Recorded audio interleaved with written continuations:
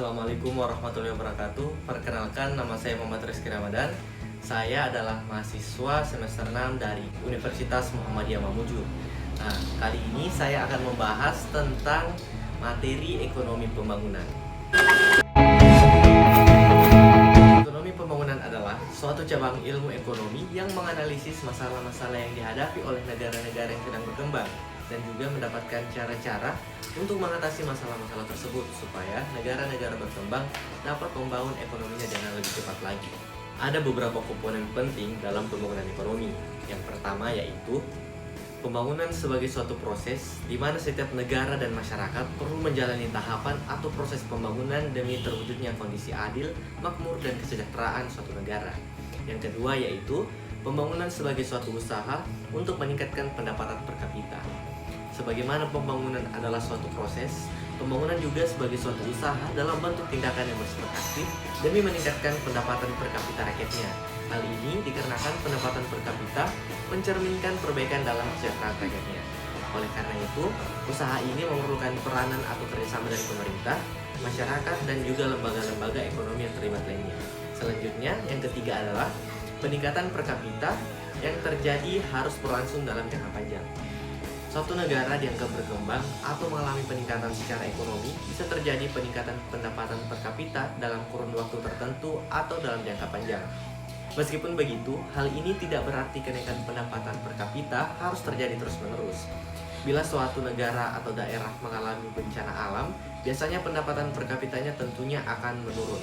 Namun, hal ini merupakan kejadian tidak terduga yang sifatnya sementara. Yang terpenting bagi suatu negara adalah adanya peningkatan per kapita rata-rata dalam jangka waktu tertentu. Selanjutnya kita akan membahas mengenai indikator pembangunan ekonomi. Untuk indikator pembangunan ekonomi sendiri dibagi menjadi dua, yaitu indikator ekonomi dan indikator sosial. Yang pertama adalah indikator ekonomi. Indikator ekonomi yang termasuk dalam indikator ini berupa pertumbuhan laju ekonomi, di mana terjadinya kenaikan output per kapita dan peningkatan produk nasional bruto per kapita dalam jangka waktu yang lama. Lalu yang kedua adalah indikator sosial. Tujuan utama pembangunan ekonomi suatu negara adalah terciptanya kesejahteraan masyarakat negara itu sendiri.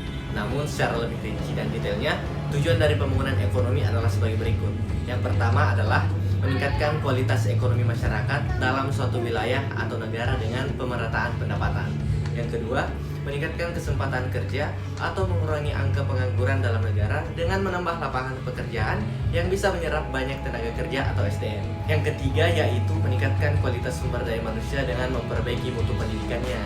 Yang keempat, meningkatkan pemahaman dan juga sudut pandang masyarakat terhadap budaya dan nilai-nilai luhur suatu negara. Lalu yang terakhir adalah menghindari kemungkinan terjadinya inflasi seminim mungkin. Lalu, apa saja faktor-faktor yang mempengaruhi ekonomi pembangunan? Nah, mari kita bahas. Yang pertama yaitu sumber daya alam. Suatu negara atau wilayah tertentu mempunyai sumber daya alam yang terbatas. Maka pemerintah harus mampu memanfaatkan sumber daya alam itu sebijaksana mungkin untuk memenuhi kebutuhan manusia yang tidak terbatas. Yang kedua yaitu modal. Untuk melaksanakan pemanfaatan tersebut, tentunya diperlukan modal berupa barang-barang yang digunakan untuk memproduksi output yaitu barang dan jasa. Nah, yang ketiga yaitu tenaga kerja atau sumber daya manusia. Selain itu juga dibutuhkan tenaga kerjanya atau sumber daya manusianya dalam mengelola SDA maupun modalnya untuk menciptakan terjadinya pertumbuhan ekonomi dalam suatu wilayah. Nah, selanjutnya yaitu teknologi. Nah, agar suatu upaya atau usaha dapat berjalan atau dilaksanakannya dengan efektif dan efisien, nah ditambah semakin maraknya era digital di zaman yang serba modern sekarang, maka tentunya pemerintah juga menyediakan dan senantiasa berkembang seiring dengan berkembangnya teknologi. Selain itu, kemudian teknologi suatu negara atau wilayah juga mampu menimbulkan dampak positif dalam pertumbuhan ekonomi yang menyebabkan pertumbuhan ekonomi menjadi lebih cepat. Nah, yang selanjutnya adalah aspek kehidupan. Yang termasuk dalam aspek kehidupan yaitu sosial, budaya, politik, ekonomi, dan masyarakat, di mana meningkatkan aspek kehidupan dapat menjadi suatu tanda atau bukti nyata bahwa sebuah negara atau wilayah sedang mengalami atau sudah mengalami pembangunan ekonomi. Nah, dalam setiap pembangunan ekonomi pasti akan ada permasalahan di dalamnya. Nah, apa saja permasalahan yang ada? Mari kita lihat. Nah, Yang pertama yaitu ketergantungan dengan sektor pertanian primer. Yang kedua, rendahnya produktivitas. Yang ketiga, tingginya angka pengangguran. Yang keempat, tingginya angka pertumbuhan penduduk serta rendahnya angka tingkat kehidupan. Negara Indonesia merupakan negara berkembang, maka dari itu kita sebagai generasi penerus bangsa, kita harus meningkatkan mutu pendidikan kita agar kita dapat mengelola sendiri sumber daya alam sebagai bentuk upaya dalam membantu perekonomian bangsa dan juga membantu pemerintah dalam memajukan Indonesia sebagai negara maju. Itulah pembahasan tadi mengenai materi ekonomi pembangunan. Apabila ada kesalahpahaman mohon dimaafkan. Sampai jumpa. Assalamualaikum warahmatullahi wabarakatuh.